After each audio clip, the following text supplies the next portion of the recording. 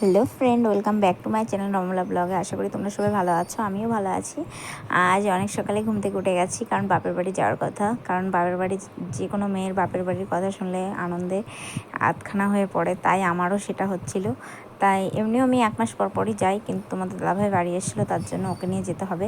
তার জন্য ঘুম থেকে উঠেই ফার্স্টে আমি তাড়াতাড়ি করে ঘরটা ঝাড় দিয়ে মুছে নিয়েছিলাম, তাই তোমাদের দেখাচ্ছি, একটু একটু করে শেয়ার করছি। তারপরে আমি কলপারে চলে এসেছিলাম থালা বাসন মাজতে, কারণ থালা বাসন না মাজলে কী করে হবে বন্ধুরা বলো।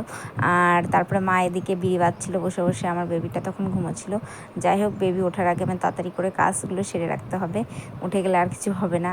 আর ওকেও আমি আর ঘুম থেকে উঠিয়েছি, আমার মানে তোমাদের দাদাভাইকে। ওকে বললাম, যাও তুমি যদি মাঠে হাঁটতে যাও, হেঁটে আসো বা দৌড়ে আসো, দৌড়াতে গেছিলো। তারপরে দেখো আমি ফার্স্টে আমার বেবি থালাটা মাজছি, কারণ আজকে তাড়াতাড়ি আমার কাজগুলো সেরে রাখতে হবে, কারণ আমার বাপের বাড়ি যেতে হবে। কারণ আমার যেদিন আমি বাড়ি যাওয়ার কথা হয় না বন্ধুরা, আমার মনটা কেমন উড়ু হয়ে যায়, মানে সব কাজ তাড়াতাড়ি করা হয়ে গেলেও দেরি হয়ে যায়, জানি না কেন। এটা আমার সঙ্গে হয় না, অন্যদের সঙ্গে হয়, তোমরা অবশ্যই কমেন্ট করে জানাবে আমাকে। দেখো আমার বাড়ি থেকে এমনি আমি বাপের বাড়ি যেতে হলে আমি সব কাজ এদিক ওদিক সামলে তারপরে ওই বাড়ি চলে যাই, কারণ আমার মনে কেমন একটা খুঁতখুত লাগে। আমি ওই বাড়ি যখন যাই আমার মনে হয়, মা আমার জামা কাপড় ছিল, এটা ওঠা হলো না, ধোয়া হলো না, ওইদিকে এটা গোছানো হয়ে মানে গোছানো হয়নি, তারপরে আমি ভালো করে রেখে আসতে পারিনি, কেমন একটা মনে একটা অস্থির অস্থির লাগে। ওই জন্য আমি বাপের বাড়ি যাওয়ার আগে আমি সব কাজ গুছিয়ে সব জায়গায় সুন্দরভাবে ঠিকঠাক সাজিয়ে গুছিয়ে রেখে তারপরে আমি ওই বাড়িতে যাই। তারপর বলতে বলতে তোমার দাদাভাই মানে মাঠ থেকে চলে এসেছিলো দৌড়ে, তারপর আমাকে কি একটা বলছিল, আমি মনে নেই বন্ধুরা, কি আর বলবো।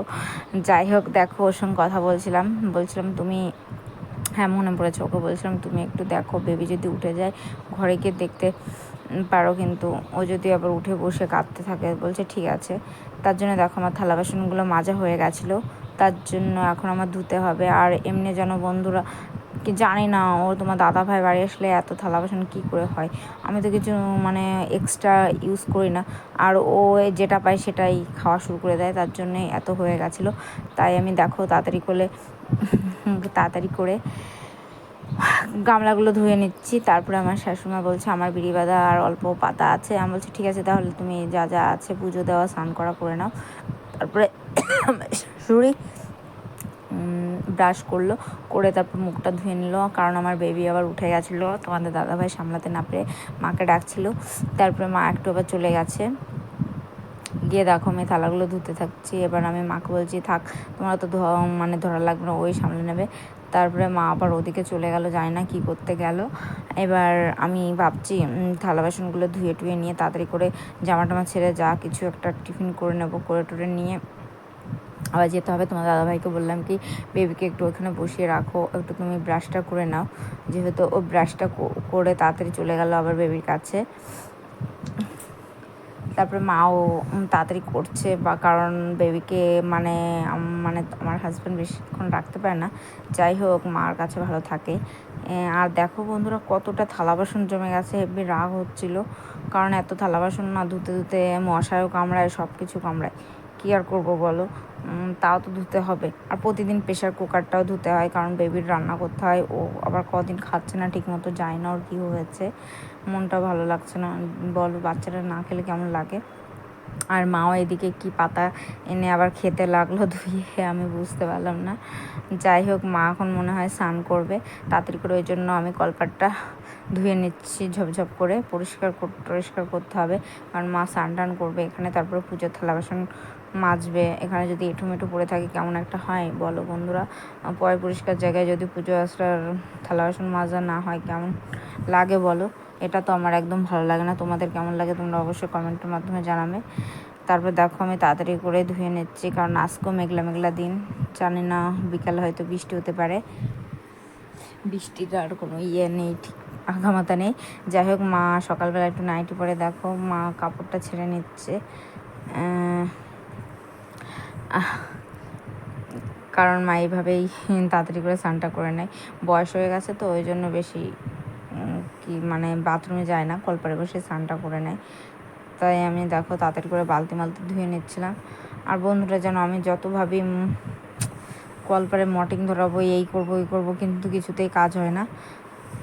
তারপরে দেখো আমি মাকে বলছিলাম তুমি সরে যাও, আমি তাড়াতাড়ি কলপাত ঝাড় দিয়ে চলে আসি। তারপর আমি পরিষ্কার করে এসে থালা বাসনগুলো গুছিয়ে এনেছিলাম। তারপরে দেখো টেবিল মেবিল সব সুন্দরভাবে গ্যাস ট্যাসে মুছেছিলাম, কারণ আমি প্রতিদিনই রান্নার আগে গ্যাস মুছি, আবার মানে মাজি, তারপরে আবার রান্না হয়ে গেলে করে। তারপর দেখো আমি ঘরে চলে এসেছিলাম, কিন্তু মা পুজো দিচ্ছে, কারেন্ট নেই। এই সময় দেখে এসে কারেন্ট নেই, অন্ধকারে মা দিচ্ছিল। আর বিছানাটাও ওঠানো হয়নি, বিছানাটা আমার ওঠাতে হবে পরে। তারপরে কি করব, সকালবেলা যা খাই, চাটা বন্ধ হয়ে গেছে বন্ধুরা, ভালো লাগে না চা খেতে, তাই কটা মুড়ি খাচ্ছিলাম। মুড়ি খেতে ভালোই লাগে বন্ধুরা, কারণ আমি চানাচুর ফানাচুর বেশি খাই না, আমার ভালো লাগে না চানাচুর খেতে, ওটা জানি না, ওর থেকে আমি এমনি মুড়ি খাবো তাও ভালো। তারপর দেখো সব রান্না বান্নার জোগাড় যন্ত্র করে তাড়াতাড়ি করে রান্না করে ফেললাম। সাদা আছে ফার্স্টে, আর এই দেখো কাঁকরোল ভাজা করব, আর এইদিকে দেখো আমি আজ ডিমের ঝোল করব। 5টা ডিম নিয়েছি, আর এদিকে মিক্সচারে একটু মশলা করে নিয়েছিলাম, একটু আদা বাটা, রসুন বাটা, পেঁয়াজ বাটা, লঙ্কা বাটা, এসব নিয়ে মিক্সারে করে একটু সিদ্ধ আলু করেছিলাম ডিমের সঙ্গে, তখন আমি কড়াইতে দিয়েছি করব বলে তাড়াতাড়ি করে। দেখো কাঁচা লঙ্কা দিয়ে করেছি, কাঁচা লঙ্কা দিয়ে করছি তো ওই জন্য কালারটা আসছে না বন্ধুরা, শুকনো লঙ্কা দিয়ে লাল রং হতো। যাই হোক বন্ধুরা, ডিমের ঝোল কাদের ভালো লাগে খেতে অবশ্যই কমেন্ট করে জানাবে, আমার কিন্তু ডিমের ঝোল হেভি লাগে, কি আর বলবো। তারপরে দেখো তোমাদের একটা তাল দেখেছিলাম, তালটা মা বলেছে বড়া করবে কাল। তারপরে দেখো কাঁকরোলগুলো কেটে সুন্দর করে ভেজে নিচ্ছি, কারণ কাঁকরোল ভাজা না খেতে খুব সুন্দর লাগে, মানে কচি কচি কাঁকরোল সেই লাগে খেতে আমার। আর এই দেখো আমার বেবির খাবারটা তৈরি হয়ে গেছে, কুকারটা বন্ধ করে দিয়েছিলাম, তা হালকা দেখিয়ে নিলাম। আর এ দেখো বলতে বলতে আমার ডিমের ঝোল কমপ্লিট, কাঁকরোল ভাজা কমপ্লিট, আর দেখো ভাতটাও ঢাকা দিয়ে রেখেছি। আর তোমার দাদা ভাইয়ের জন্য একটু 2-3 পিস লেবু ছিল, আর তারপরে এ দেখো বলতে বলতে বাড়িও চলে এসেছিলাম। বাড়ি এসে একটু নদীর ঘাটের দিকে যাচ্ছি, কারণ তোমার দাদা ভাই বলছে চলো একটু ঘাটটা দেখে আসি, ঘাটে অনেকদিন জল হয় না, তাই মা বলছে যা নদী থেকে একটু ঘুরে আয়, নদীতে অনেকদিন জল হয় না, তাই বললাম কি তাই চলো একটু নদী দেখে আসি।